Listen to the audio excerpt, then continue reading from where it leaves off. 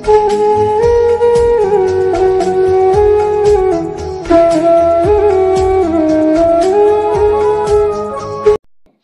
we are going to discuss about the poem written by John Berryman, which is named as the Ball Poem. Before starting the poem, just have a glimpse about John Berryman's life. John Berryman was born on October 25 in 1914 and died on January 7 in 1972. He was an American poet and a scholar, born in McAlester, Oklahoma. He was considered a key figure in the confessional school of poetry. His best known work is the Dream Songs. And I want to tell you that every kind of poetry is written in verse, and verse are of three kinds. One is formal verse, second is blank verse, and the third is free verse.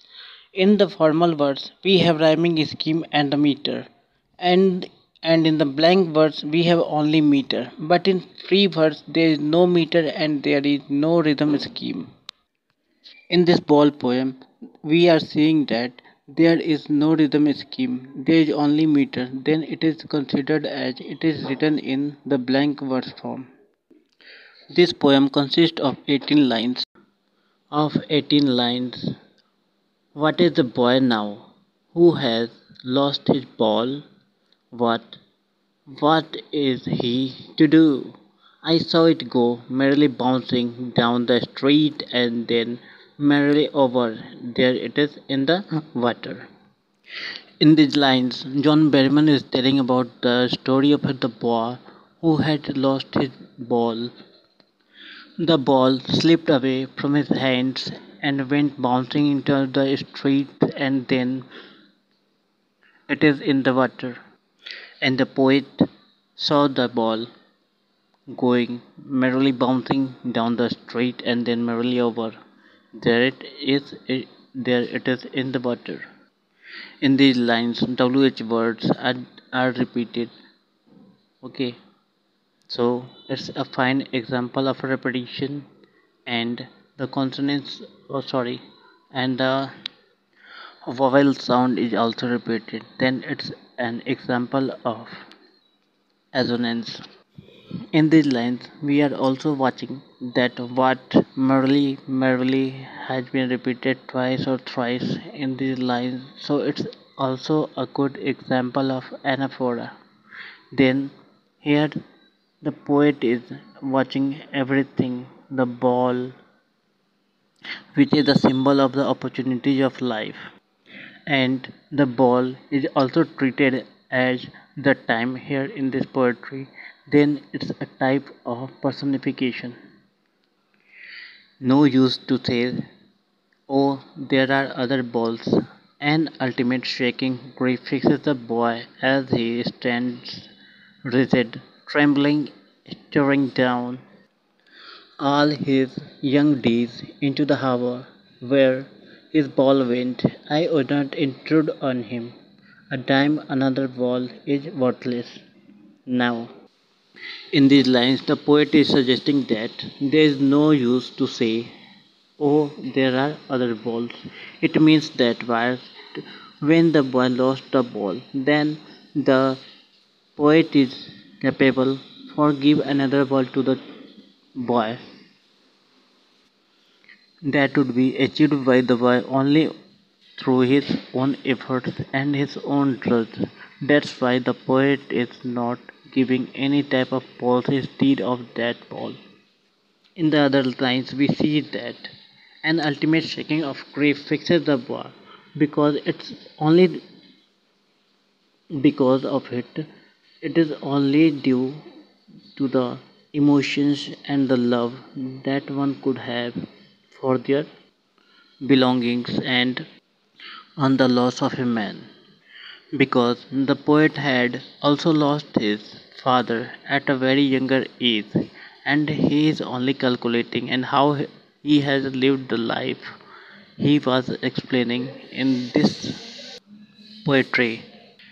And in these lines, he is also telling that the time is passing, and when the time is accounted from, to another account, then it will not return at any cost all his younger days into the harbor where his ball went. I wouldn't intrude on him a time another ball is worthless now. The poet is also suggesting that if it is his first opportunity that he had lost and there were so much opportunities are coming in the future, that's why he he did not intrude on that boy. And in these lines, as he stands rigid here, it is a very fine example of alliteration. Because of in these lines, a sound is repeated, and alliteration is known as the repetition of same sound or syllable is known as alliteration. And also in these lines, the two different things were being compared on a certain point. That's why it's known as metaphor also.